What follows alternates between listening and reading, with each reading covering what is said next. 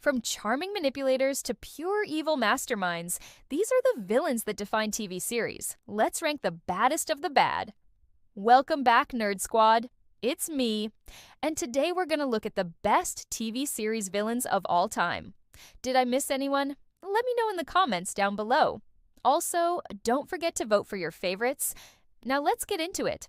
Starting off our list at number 10, we have Hannibal Lecter from the series Hannibal. Brilliant psychiatrist and all-around nice guy, Hannibal Lecter is a charming individual with an artistic flair and a taste for the finer things in life, like fava beans and a nice Chianti. He's also a serial killer, but hey, to each their own, right?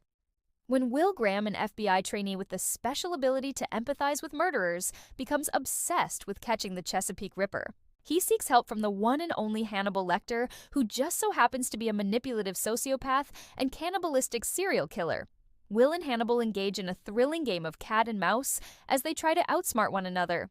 Will wants to bring Hannibal to justice, while Hannibal wants to, do what he does.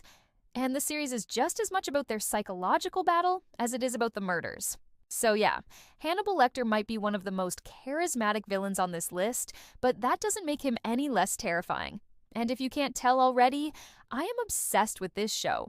Coming in at number 9, we have Hannibal Chow from Lost. This guy needs no introduction. If you've watched Lost, then you know all about him. For those who don't, Hannibal Chow was the leader of the Others, a mysterious group of people living on the island. Hannibal was a complex character, and many would argue that he was misunderstood. Originally appearing as a ruthless and violent man who led his group in kidnapping and torturing the survivors, it's later revealed that he had a tragic past that led him to become the man he was in the present day. Coming in at number 8, we have Lord Varys from Game of Thrones. Okay, I'm going to be completely honest here.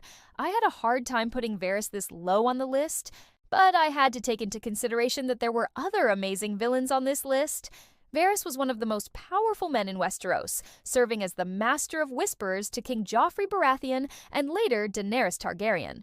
Despite his small stature, Varys was a giant in the game of power, pulling strings from the shadows and whispering sweet nothings into the ears of the powerful. While his motives were often unclear, one thing was certain: Varys was a master manipulator who could turn the tide of power with a single whisper.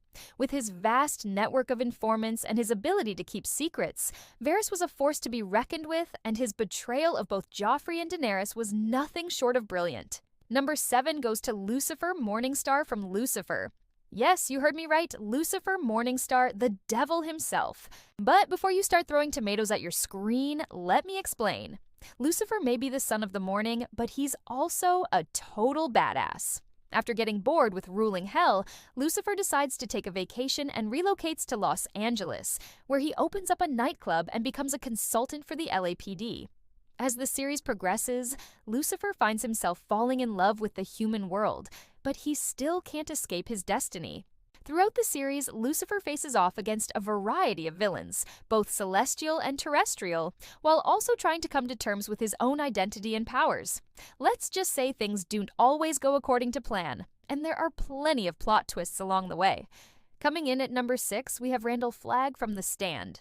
If you're a fan of Stephen King's post-apocalyptic epic, then you know that Randall Flagg, aka the Dark Man, aka the Walkin' Dude, is one of the most iconic villains of all time. Flagg is the embodiment of evil, a demonic entity that takes human form and wreaks havoc on an already fractured society. In the series, after a deadly virus wipes out most of humanity, the survivors are drawn to one of two figures: Mother Abigail or Randall Flagg. Mother Abigail represents good and offers hope for a better future, while Flagg represents evil and preaches despair and violence. As the series builds towards its climax, the battle between good and evil becomes more intense, and Flagg's true form is finally revealed. Let's just say it's not pretty. Coming in at number 5, we have Cesare Borgia from the Borgias. Power, corruption, and debauchery. Oh my. The Borgias were a family of Italian nobles who lived during the Renaissance and were known for their wealth, influence, and ruthlessness.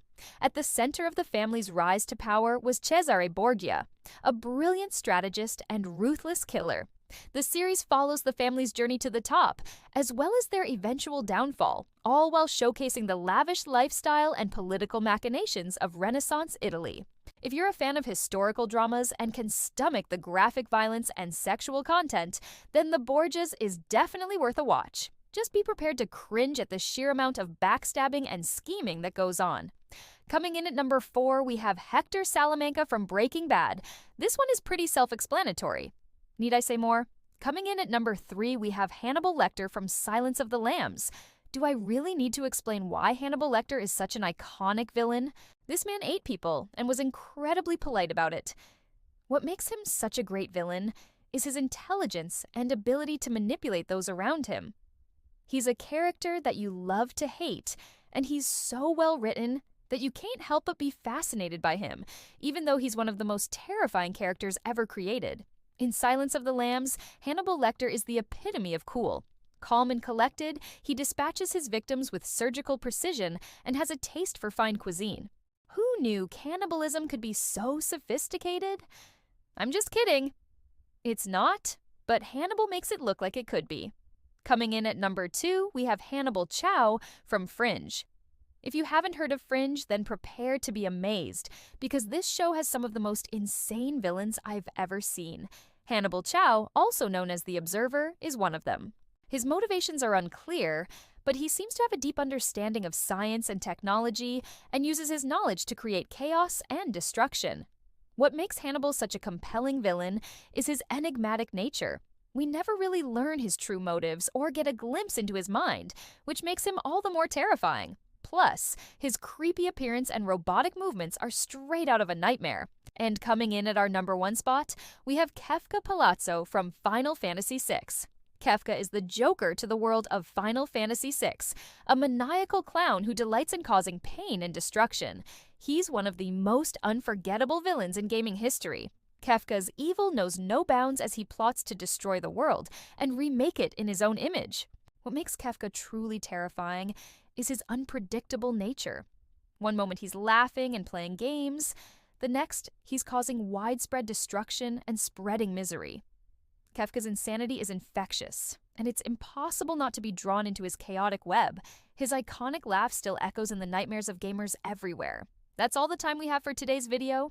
Until next time, remember to stay nerdy. Bye.